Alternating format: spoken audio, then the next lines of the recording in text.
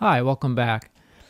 This week I thought I'd make a short video to help explain some of the assignments for this module, which are all about writing a definition paragraph. Now you'll find more about this in your textbook in Chapter 10. Now I've divided the assignments into two parts. In Part 1, I'll have you practice writing topic sentences for a definition paragraph, and then in Part 2, I'll have you write the complete paragraph. I'll talk a little bit more about this later on in the video. But first let's talk about this week's essay. It was written by Seth Godin, who is an entrepreneur, an author, and a public speaker. In his essay, What is School For?, Seth Godin is talking about the future of education and the job market that students will be entering. One of the things I like about Seth Godin is that he has a tendency to question people who say things like, because that's the way it's always done. This is very evident in the many books that he's published about business and marketing. For example, in 1999, he wrote the book Permission Marketing, where he challenged businesses to rethink how they develop relationships with customers. Unleashing the Idea Virus. All marketers are liars. The power of telling authentic stories in a low-trust world. V is for vulnerable. Treating your work as a form of art. And it brings us up to Stop Stealing Dreams, What is School For?, which is part of the essay I'm going to have you read for this week.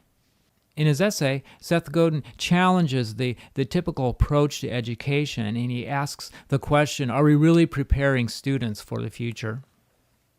Now back to our writing assignment for this week, we're going to be talking about a definition paragraph. And as I mentioned, that's in Chapter 10 of your textbook. So what is a definition paragraph? Well, first I'll tell you what it's not. It's not what you typically read in a dictionary. What does it look like? Well, the dictionary definition is going to be probably 1 to 2 sentences. But a definition paragraph, in contrast, is going to be about 12 or 15 sentences long. So what's in all of these sentences? Well, let's take a look at it. The definition paragraph explains what a term means by using examples, by telling a story, or by contrasting or comparing the term with other terms. This should give you plenty of opportunity to write at least 12 sentences on a particular term. So where's the best place to start? Well, I think the best place to start is with the term itself. And in this example, I'm using the term phototherapy. Now keep in mind that you don't have to use a term that is scientific or academic. It could be a number of different terms that you can define.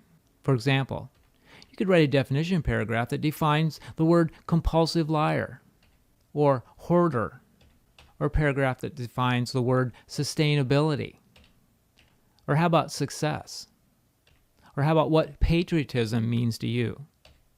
You can also write a definition paragraph about new and unfamiliar terms in our vocabulary, like merked or YOLO.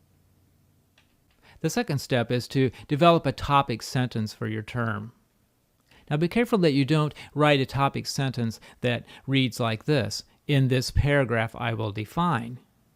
Instead, write a sentence that introduces the term to your readers and gives them a general idea of what you're going to be talking about in your paragraph. The third part is to develop your supporting details. These would be sentences that take place throughout the middle of the paragraph. Here are a few examples from my sample paragraph. One form of phototherapy is spending time outdoors during the brightest time of day. Another form of phototherapy is the use of a lamp that mimics outdoor light. Some experts believe that light boxes allow users to absorb more light than is possible with the lamps, which tend to be smaller. Finally, I'd like you to write a conclusion sentence. This would be a sentence that kind of sums up what the entire paragraph is about. In my example, I wrote, whether the solution is a lamp, a light box, or good old-fashioned sunlight, there is no reason to suffer from seasonal depression caused by lack of sunlight. Now, as I mentioned, this assignment is broken up into two parts. Part 1 is where I'm going to have you practice writing topic sentences for your definition paragraph, and then Part 2 is where I'll have you actually write the paragraph. Let's take a look at Part 1. In Part 1, I've provided you a variety of different terms.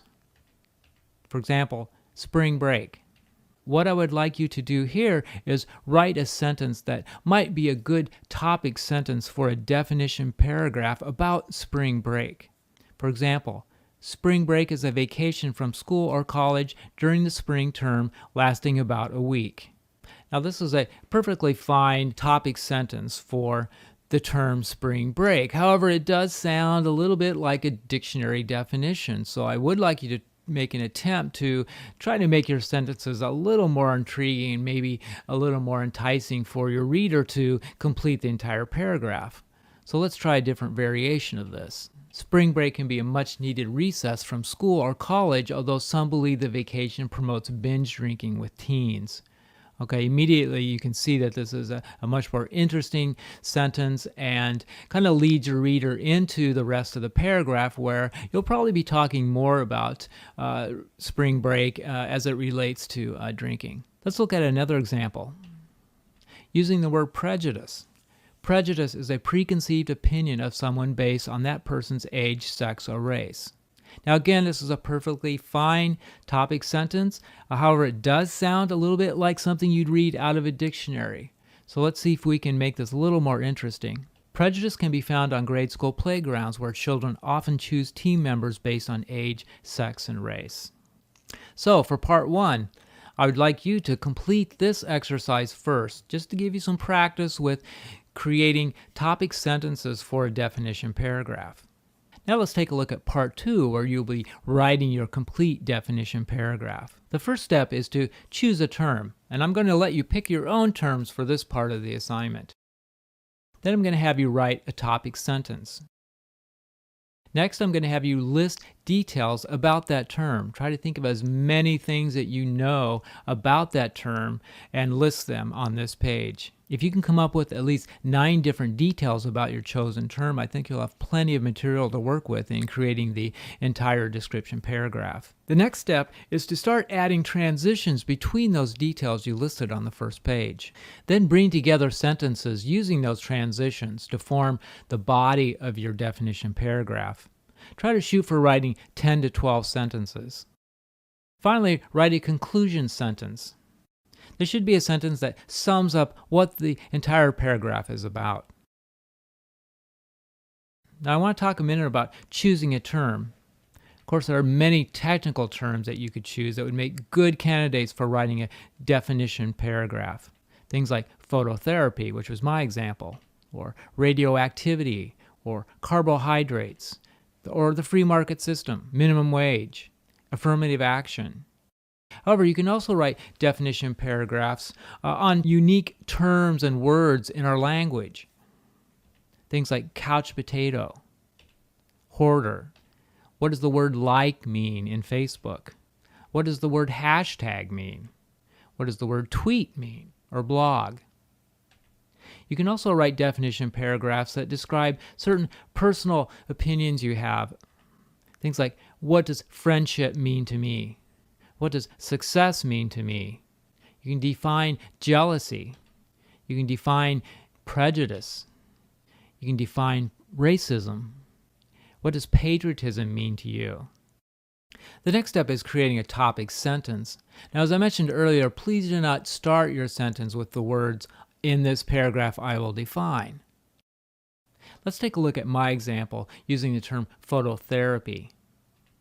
Phototherapy means treating seasonal depression through exposure to light.